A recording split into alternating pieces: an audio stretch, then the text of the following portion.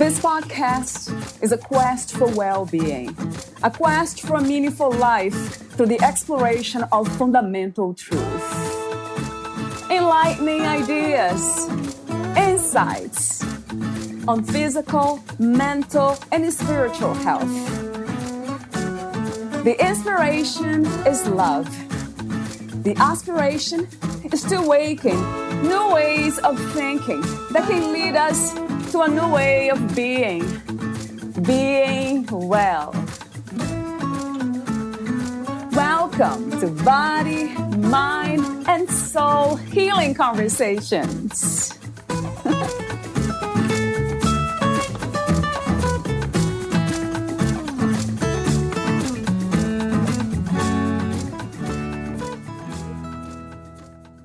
Women's wellness emphasizes maintaining the pelvic floor muscles as a key component of a healthy lifestyle. Pelvic floor function contributes to proper organ support, core strength, and sex satisfaction when it functions properly. The weakness of the pelvic muscles can cause incontinence, muscle and nerve pain, and organ prolapse in women. The underlying cause of pelvic floor dysfunction should be explored by pelvic floor physical therapists if women experience health issues related to it. Occasionally, a pelvic floor isn't weak, but it doesn't know how to relax. It is possible to achieve the desired results through physical therapy or targeted exercise routines. As women get older, pelvic floor problems often arise, but they don't have to result in issues that reduce quality of life. By taking preventative measures or addressing problems as they arise, women can reduce the effects of muscle weakness and maintain optimal pelvic floor health. Valeria interviews Gloria Kolb. She is the CEO and co-founder of Elitone, an FDA-cleared, non-invasive wearable treatment for women with urinary incontinence. As an inventor with 30 patents, Gloria's accolades include Best New Product of 2019 by My Face, My Body Awards, Slingshot 2020, and a top 10 finalist in Google's Women's Startup Challenge. Gloria has been featured in Forbes as a top scientist driving innovation in women's health. Her creative designs and problem-solving abilities have earned her recognition, such as Boston's 40 Under 40 Award and MIT Review's World Top Innovators Under 35. With mechanical engineering degrees from MIT and Stanford and an entrepreneurship MBA from Babson College, Gloria's expertise extends to consulting, where she evaluates technology and clinical markets for various inventions and startups. Meet Gloria at elitone.com. Here's the interview with Gloria Kolb.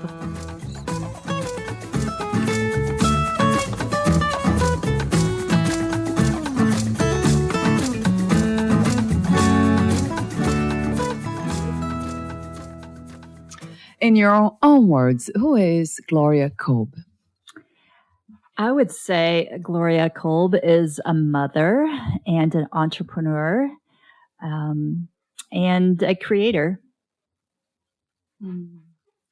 Yes, a creator. That inspires me. I go back to the idea of spirituality and, how everything seems to be a creation. That's an interesting concept, isn't it? That we are always reflecting the nature of God, of consciousness, of creativity. Have you contemplated that idea? That the reason why we create, it's because we're reflecting something bigger than ourselves?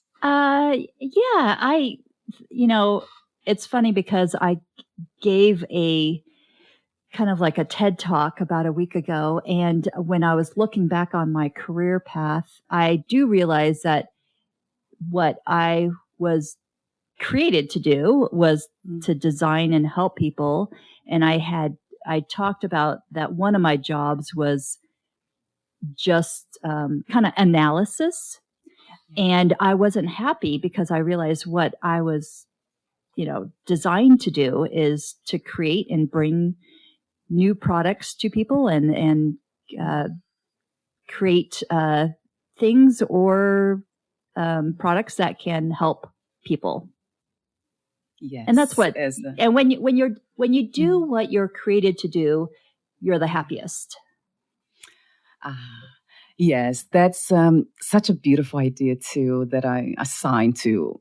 I can't help it but think about the idea of calling, purpose, because some of us are very interested in certain things, and we can only be happy or feel fulfilled if we engage with those things. And you call it designed to. That's an interesting idea, again, word that you're using. I have been designed to. So, if you don't mind, I would just ask you this question. So this is when we speak of design, of being most equipped to do something. Is that at the biological level, or have you inquired deeper in a sense of past lives or soul's purpose and all that? I wouldn't really say past lives, or I do believe in God, and I do believe that I was created and put here on earth for a purpose.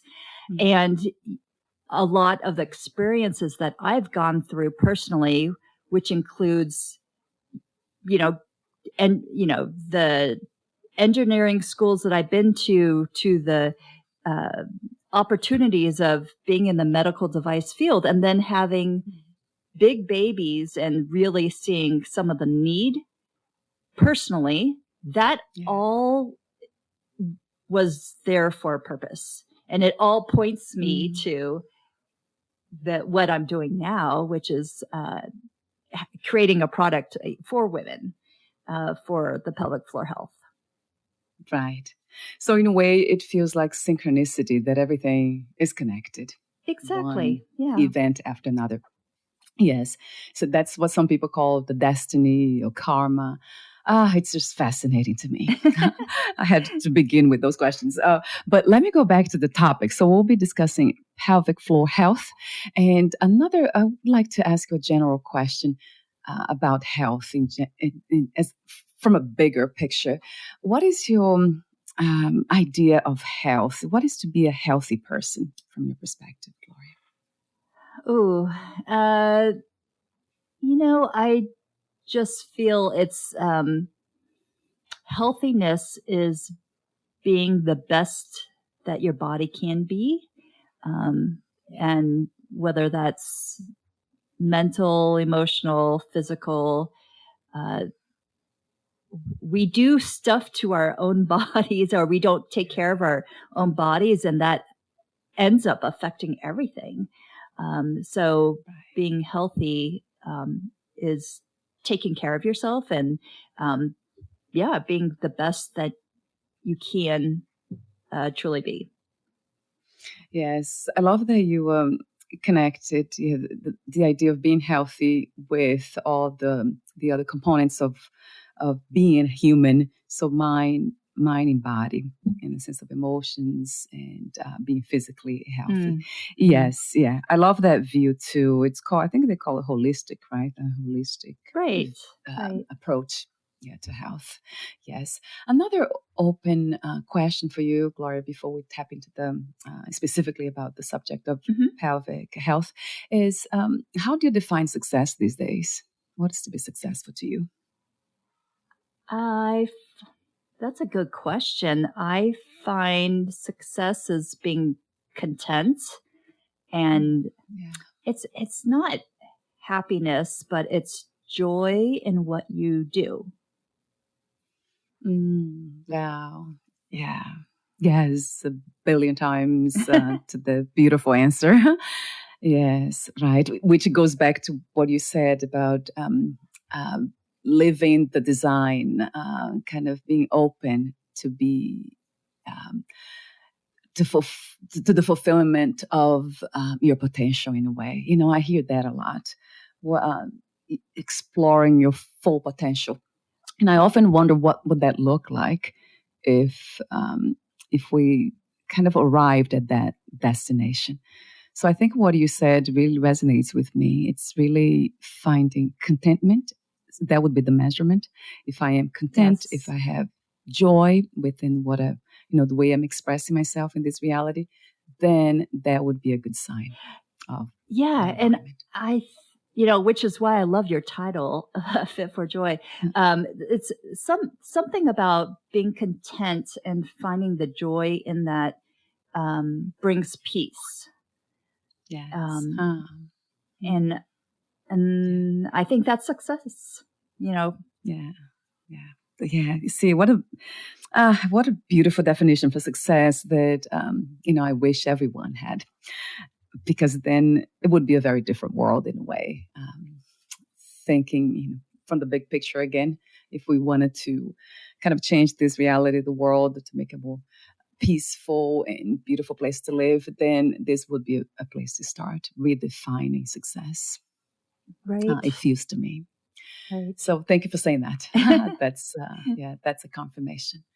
So you are the CEO and co-founder of Alletone, a scientist, an inventor, consultant. So amazing the things that you have done. I read your bio, just incredible.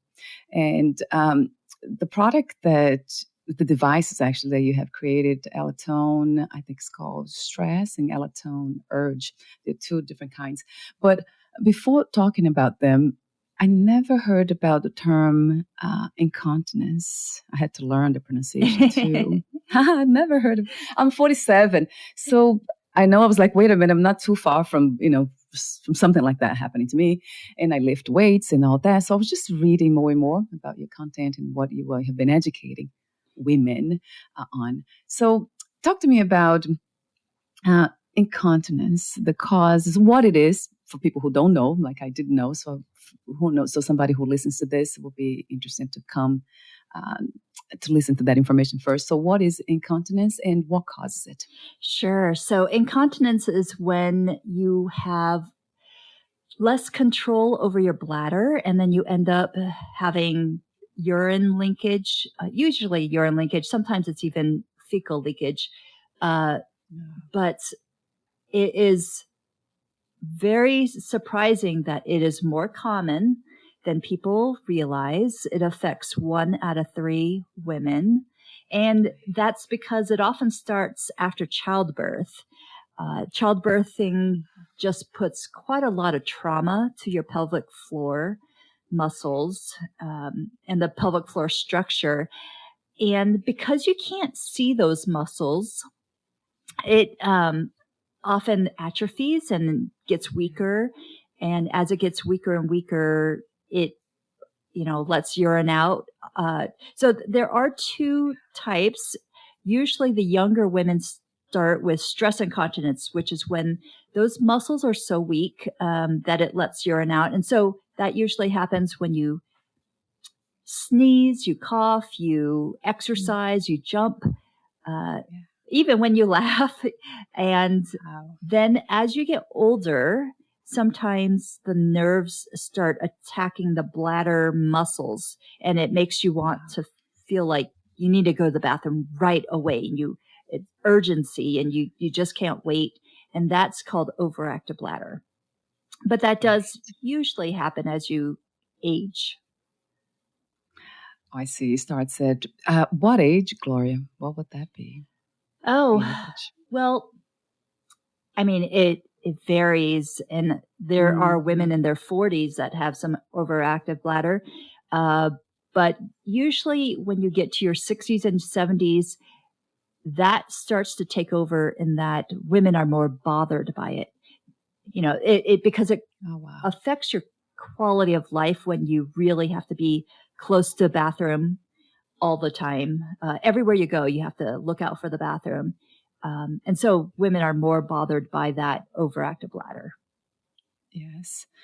Wow. That really made me reflect, about old age, how interesting it is, right, to see the body aging, which is the nature of this life, right? Everything is just changing, constantly changing. Yeah.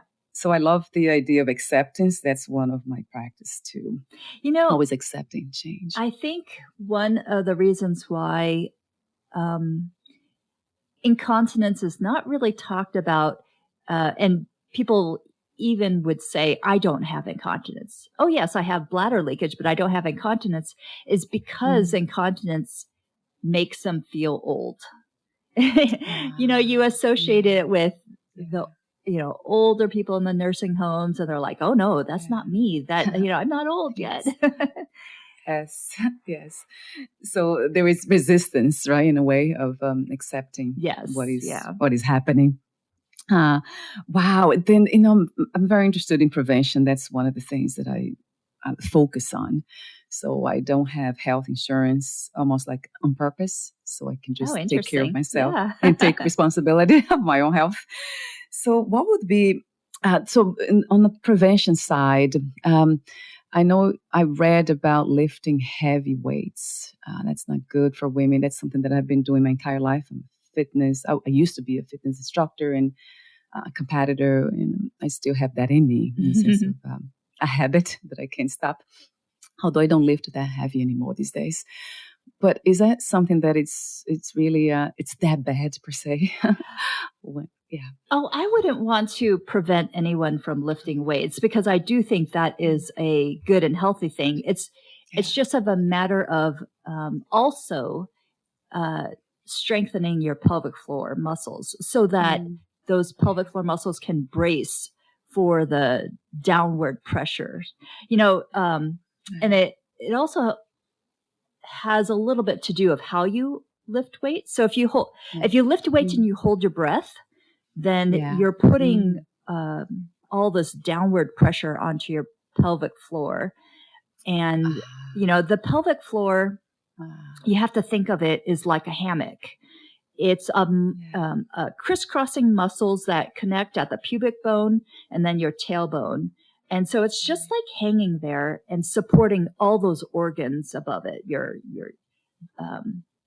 uterus, your bladder, your rectum. And so that needs to be strong too. So as long as you can be conscious about strengthening those pelvic floor muscles, then I do think, you could keep lifting weights and doing other things. Right. So that's good news for me. Would you say that squats would be okay? I do a lot of squats and deadlifts. Those are those two main ones, the heaviest, let's say, exercise that I do. I do think squats is good for you, but just again, as long as you're breathing and you're strengthening those pelvic floor muscles and you're doing other exercises that strengthen those pelvic floor muscles. Yes. Okay. It's a combination too. And that's very insightful to me in holding your breath. So just flowing with your breath. That's something that I'm very aware of. Yes. So that's a very wonderful suggestion for all of us here who lift weights. And there is an exercise that I heard a long time ago too. The pronunciation is Kegels. Yes. Kegel exercise. Yes.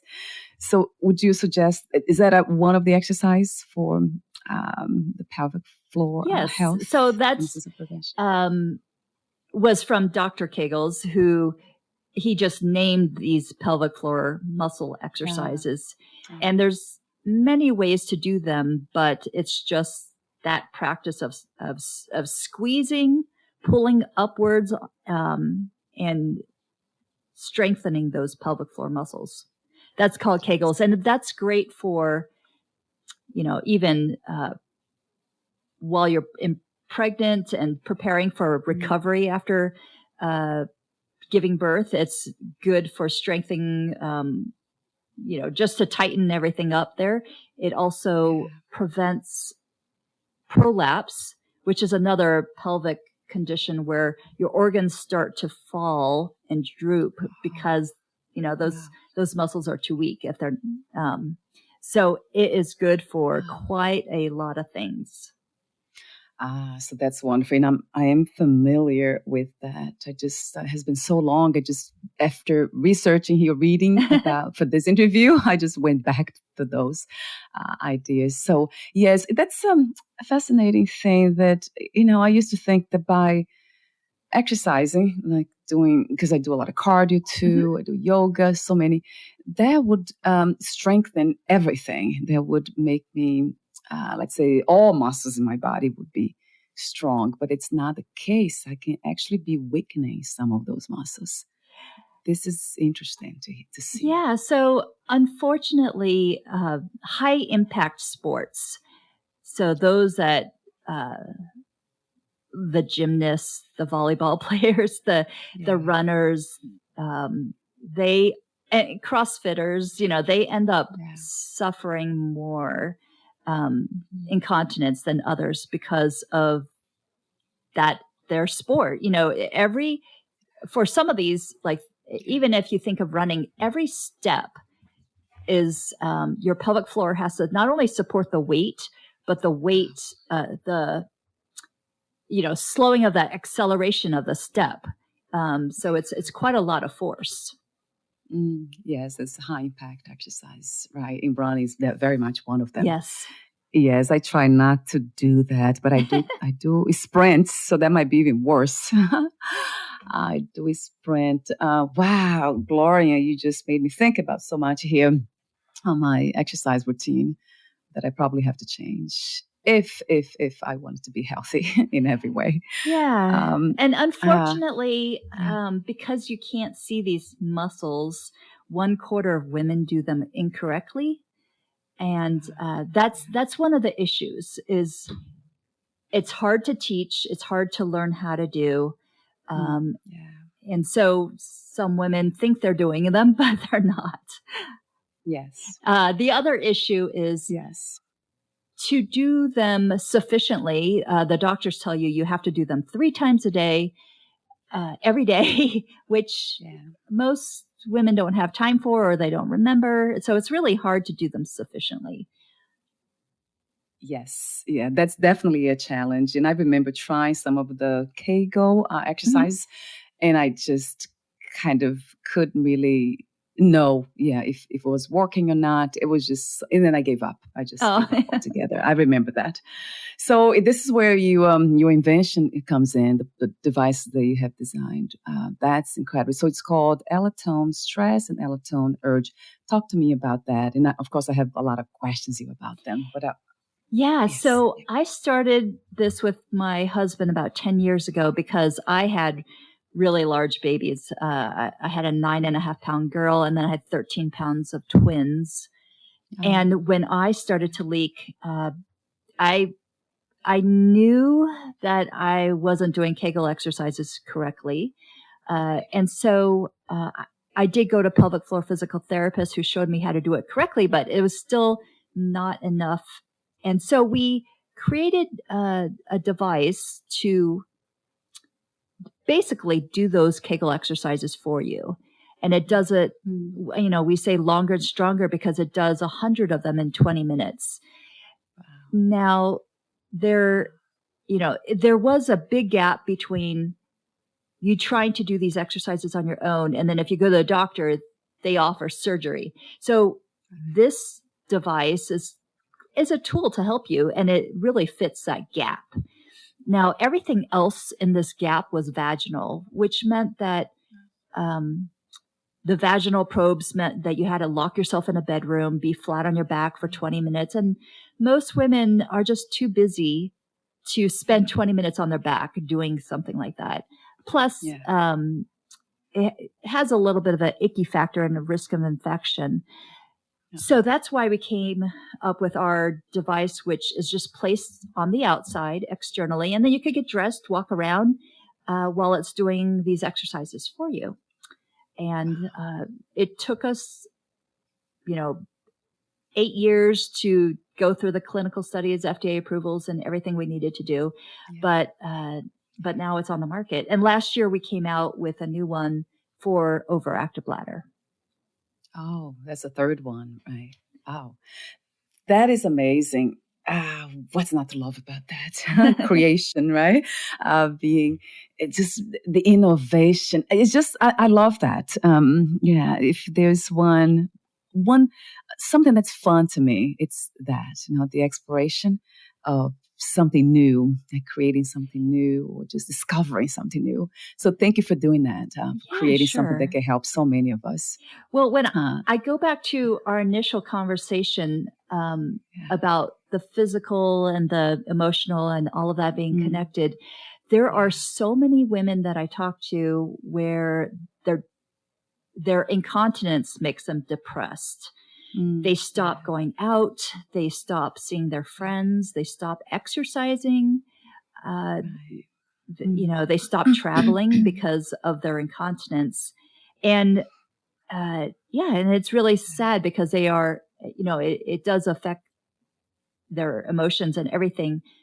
And then one of my goals is to encourage women to get some help earlier rather than later, because so many women wait like 10 years, 15 years of doing nothing, just wearing pads before they actually do something. And I just want to encourage everyone that, there are things to help. You can get better and live a full life, and not, just having to deal with pads and the cost of pads.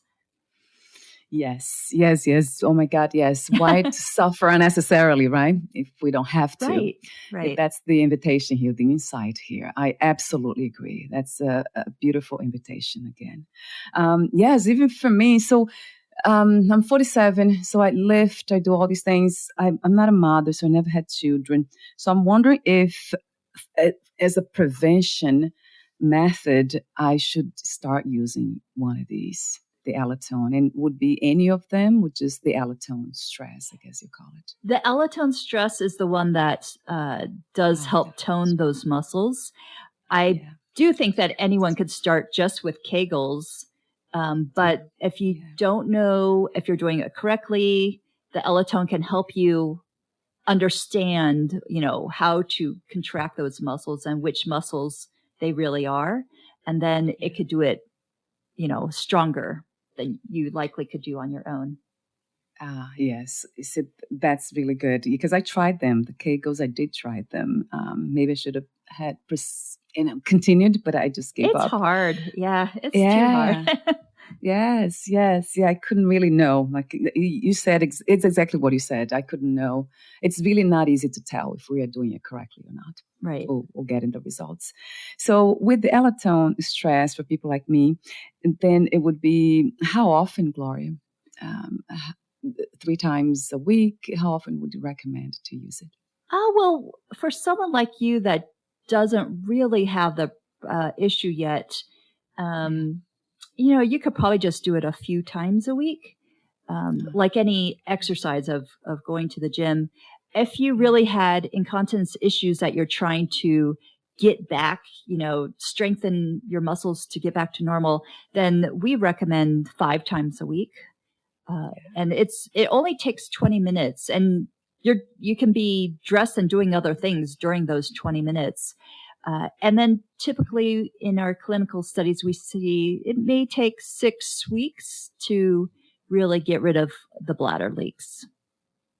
Oh, wow. That's fast, though. 6 weeks. That's really, it is great news. When you consider that on average, the women in our clinical studies were incontinent for 10 years before they used our device. Yeah. Wow. That's really amazing news. Because I have seen, I think it was my mother-in-law, but she was, at that time, she was 83. And I remember buying, what did I buy for pads for her? They look like, they look like diapers for babies. Yeah. I remember, and I found it to be strange, but I didn't really research or anything. That's interesting. I'm very curious, but I was not curious about that for some reason. Maybe there was a reminder for myself that, okay, that's waiting for you when you get older. But I remember her going through this.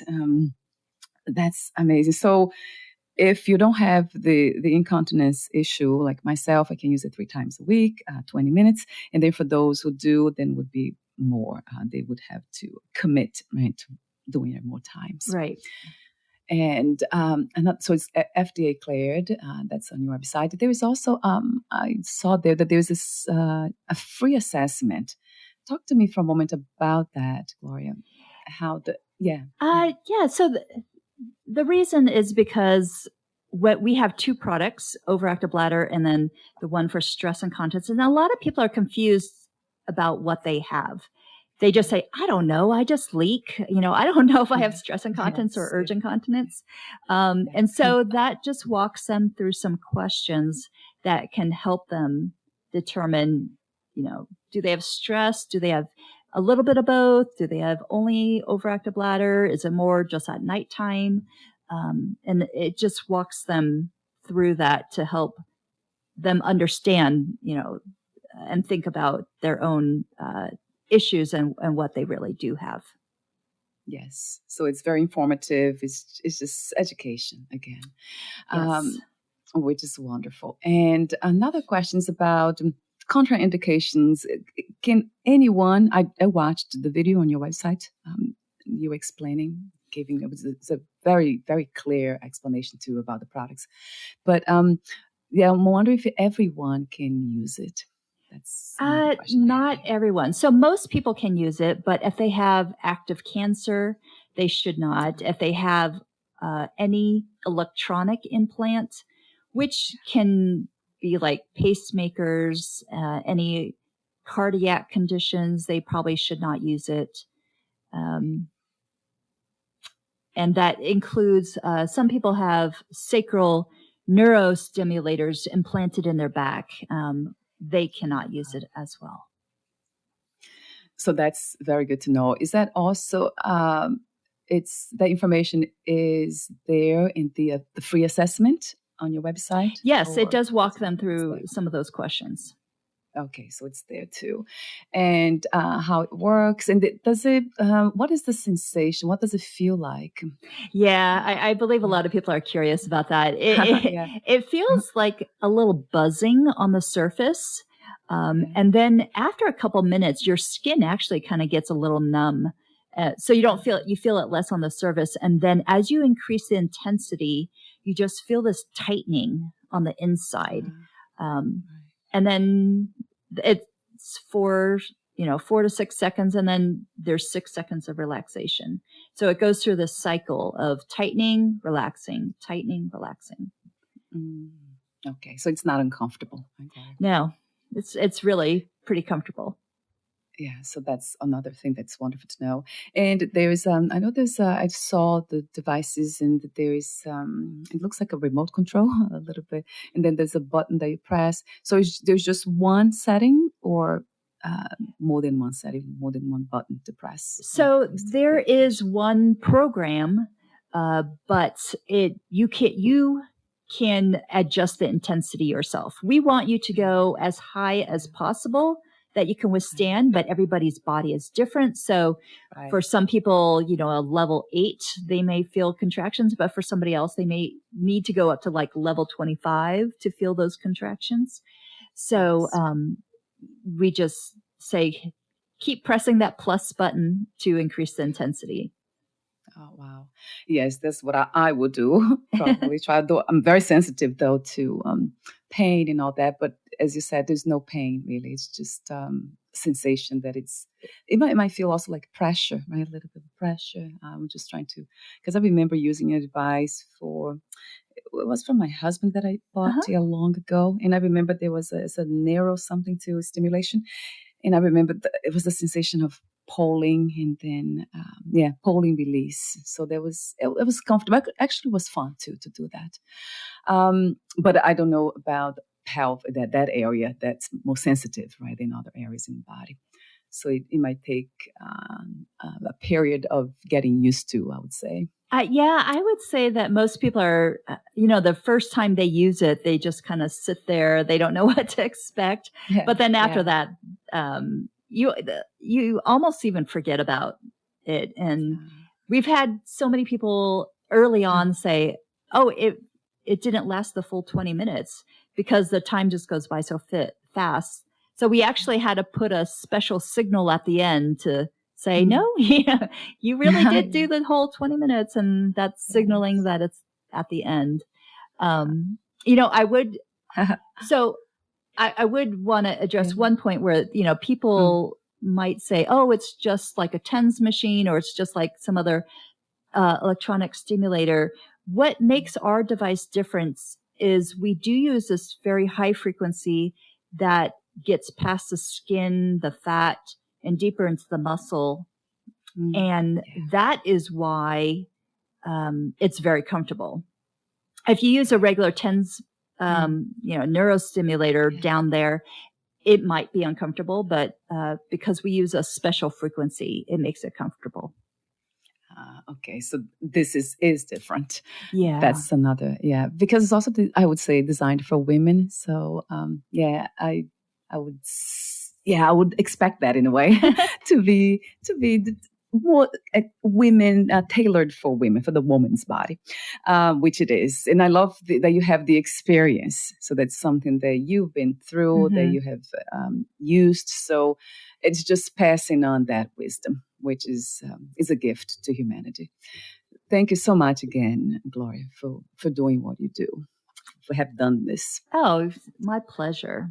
My pleasure. So you mentioned something else that caught my attention. I think on your website, I believe, I came across information which you mentioned earlier here about the other options. Surgery is one, some other forms also, but there's medication. So I'm wondering how can medication help with pelvic floor strengthening? That's that caught my curiosity. Yeah, so it doesn't. Medication is for the overactive bladder, that urgency. So it calms, the nerves that are attacking the bladder, and that the condition that where they feel like they have to go to the bathroom all the time. The problem with medication is there's just so many side effects. Right. So it for many people, it becomes intolerable. Yes. Yeah. That, of course, resonates with me a lot. Yeah. I was wondering. So it doesn't really tackle the problem, the root cause. And it's just doing what most medications do, which is just, what's the word that we use? Kind of it's a relief of the symptoms. Isn't it, Gloria? That's what it does, really. It works for a while, but it's not really solving the problem. For the overactive bladder, correct. And let me see if there's anything else here about. Yeah, is there anything else that you'd like to add? Oh, yeah, I do have a question about where to buy it. Is that available on Amazon yet, or any other stores, or only through your website? The replacement gel pads are on Amazon, but you can buy it on CVS.com, and then you could buy it on our website, ellatone.com. So that's wonderful to know. I didn't know CVS. Okay, that's another information. So I'll have Hugh on the podcast notes as well. And fascinating, Gloria. This now you really got me thinking about it, and really thinking about doing something, because that's what I really, when it comes to health, is all about prevention in my case. So, but those who have already the problem, that'll be wonderful to come across this conversation, so they know they have an option that's healthy. Yeah, well, I'm happy to create more awareness, because I do feel like so many women suffer in silence. Yes. Gosh. And this is one of the issues women have that they don't speak about. There are so many. And I'm wondering why, would you say that this is, it's also something from our nature, or have we been programmed in a way to be this way, to kind of hide our truth? Yeah, unfortunately, it's just an embarrassing issue when you do have an accident, and then just the loss of control. When you think of who cannot control their bladders, it's the babies, and then it's the super elderly. So it just makes them feel old. But unfortunately, when the conversation, I know that a lot of doctors don't even ask their patients if they have this issue.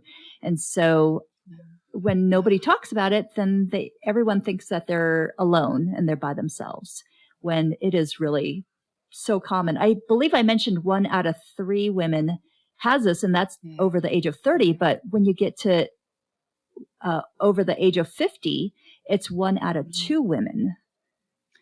Wow. So that's 47. Very, very common. So, yeah.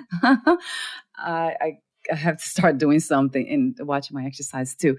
Yes, that's beautiful what you're doing, creating awareness. And because it has been your experience too, and you're open to share, then, that now it's easier for other women to just kind of feel more comfortable in communities like that, to talk about it and to do something about it.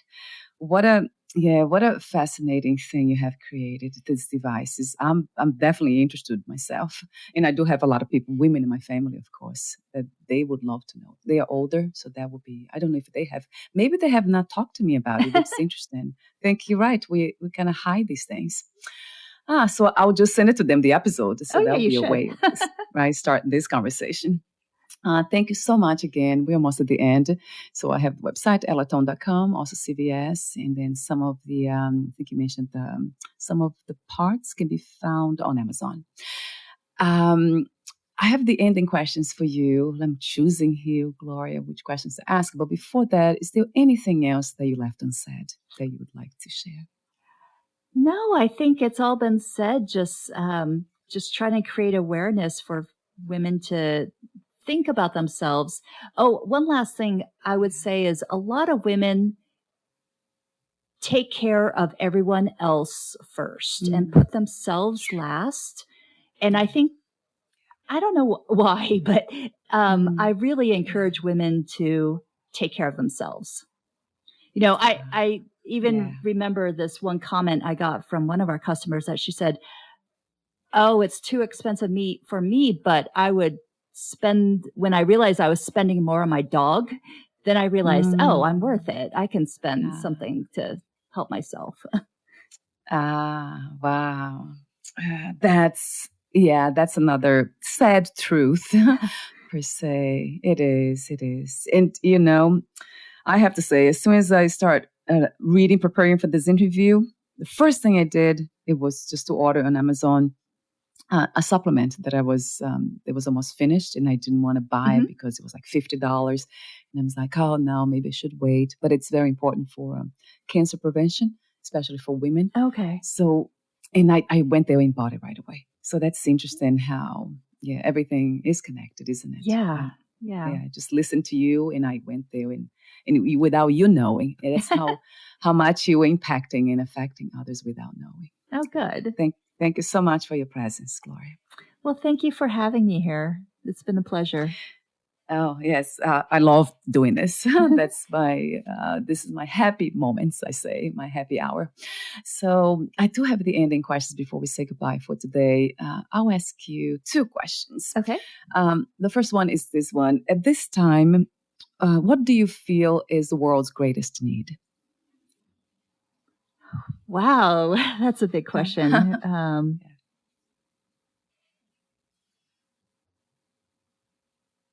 I would say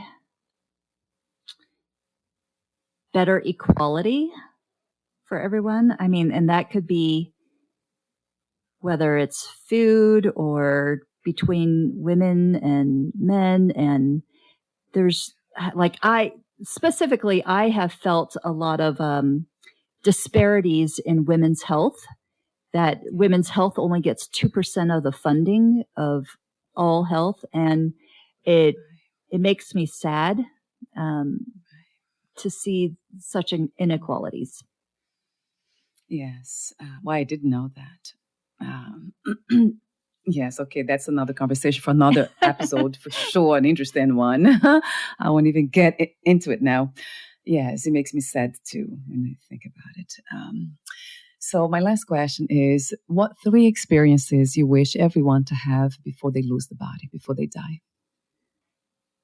Oh, that's good. I think it probably relates all around family. 3 experiences. I would say the joy of love,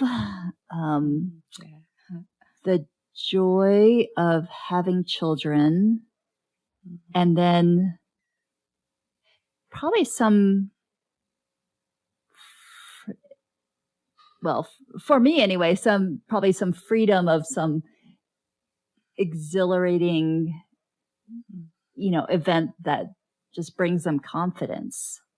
I don't know what that might be. That probably varies for everyone, but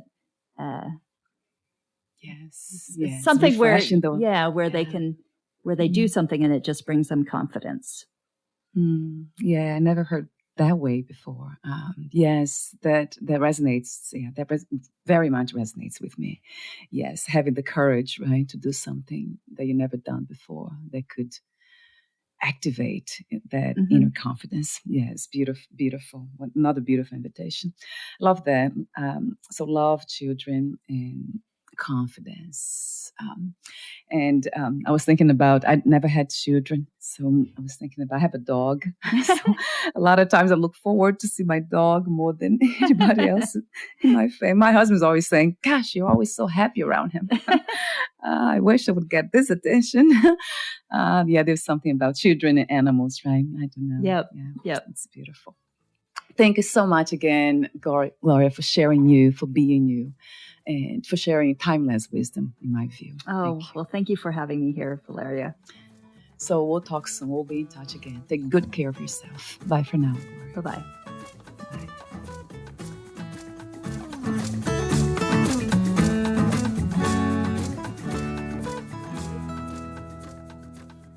Thank you for listening. To learn more about Gloria Kolb and her work, please visit ellatone.com.